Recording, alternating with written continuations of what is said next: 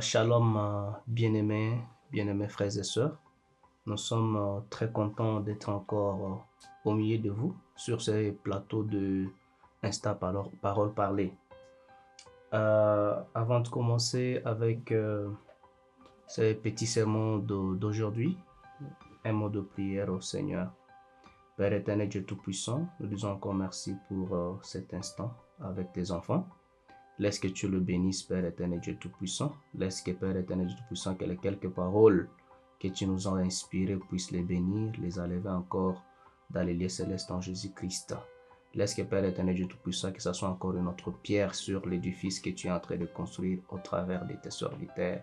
C'est à ton nom glorieux du Seigneur Jésus-Christ que nous prions ainsi. Amen. Bon, aujourd'hui, nous allons parler d'un petit sujet sur le mur de la renommée. Lisons la parole dans Hébreux chapitre 1, verset 8. La Bible dit ceci. Mais il a dit au Fils, ton trône, ô Dieu, est éternel. Le sceptre de ton règne est un sceptre d'équité. Tu as aimé la justice et tu as haï l'iniquité. C'est pourquoi, ô Dieu, ton Dieu t'a oint d'une huile de joie au-dessus de tes égaux. Que le Seigneur vous bénisse. Comme je viens de le dire, nous allons faire une petite étude ce matin ou ce soir par rapport à là où vous nous suivez sur le mur de la renommée. Qu'est-ce qu'on appelle le mur de la renommée? En fait, le mur de la renommée est un symbole ou soit une reconnaissance que l'on donne à une personne qui a fait une réalisation qui est exceptionnelle.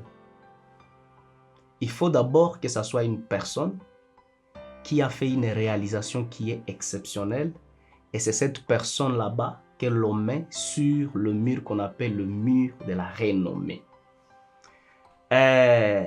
L'histoire nous montre par exemple un homme qui est Abraham Lincoln. Il fut président des États-Unis, 16e président des États-Unis. Mais la vie d'Abraham Lincoln était marquée par un échec politique au début. Mais à un certain moment, Abraham Lincoln est devenu président des États-Unis. Mais Abraham Lincoln avait d'abord échoué aux législatives. Mais à un certain moment, par sa détermination, Abraham Lincoln est devenu président des États-Unis.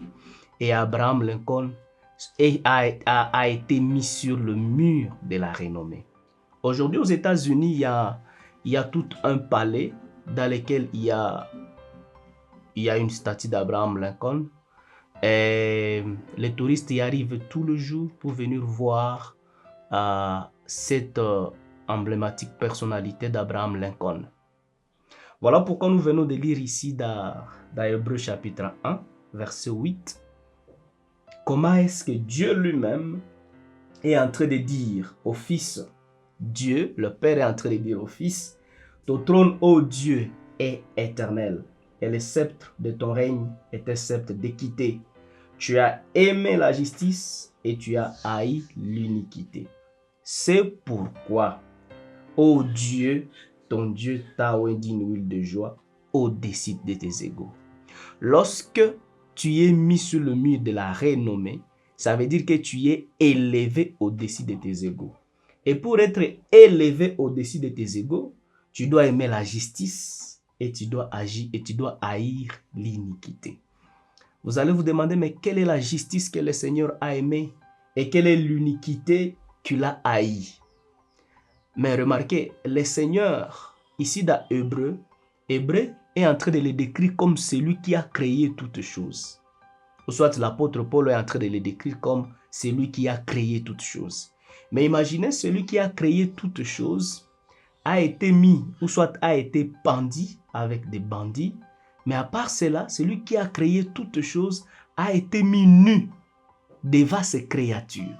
Voilà pourquoi avant que vous puissiez être sur le mur de la renommée, vous devez d'abord passer par le mur de la honte.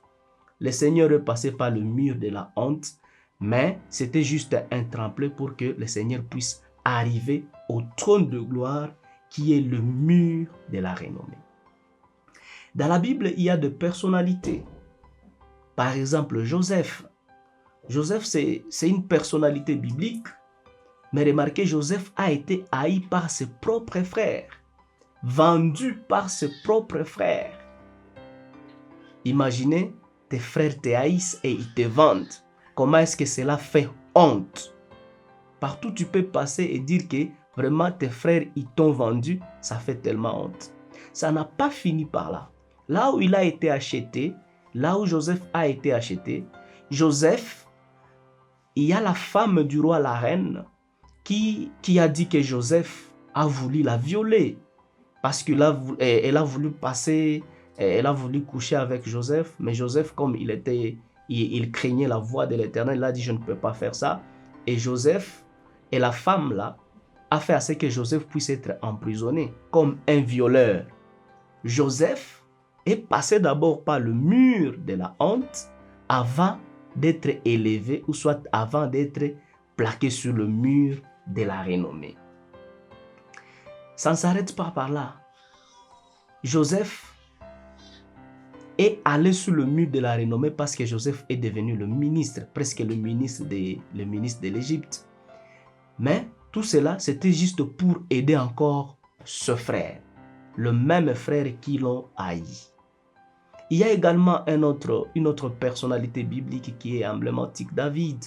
David, après que David d'abord, avant que David ne soit roi, parce que dans la Bible, on dit que David est roi, avant que David ne soit roi, Dieu a dit à un prophète, le prophète Samuel, que j'aurai mon serviteur, ou soit j'aurai un roi. J'ai sélectionné un roi à partir de la maison d'Isaïe.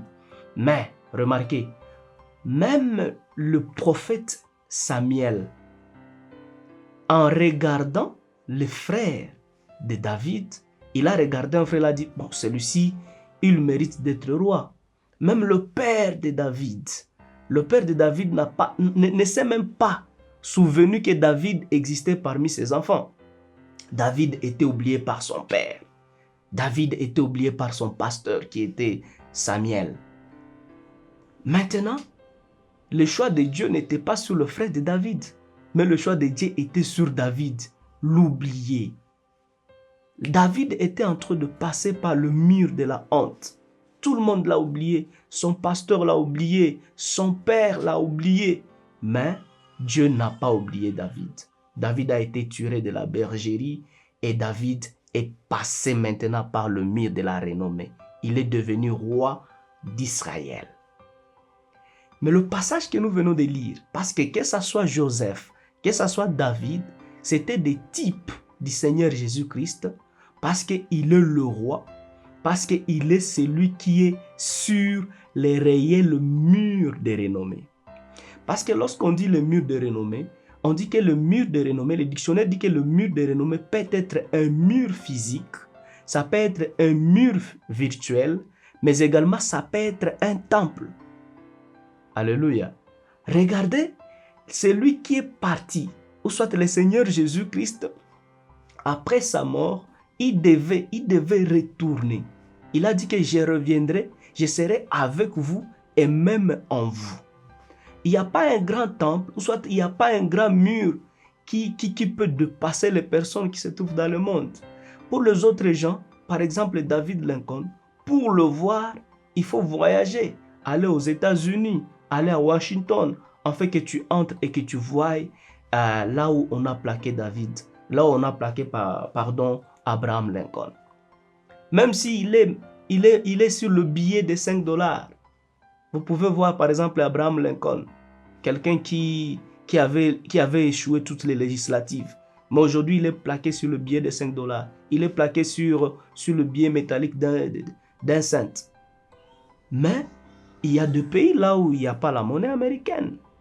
Mais il y a un homme, le Seigneur Jésus-Christ, qui n'est pas seulement sur le billet de $5, qui n'est pas seulement sur le billet de 1 cent, mais il est dans des temples qui sont éparpillés partout dans le monde entier.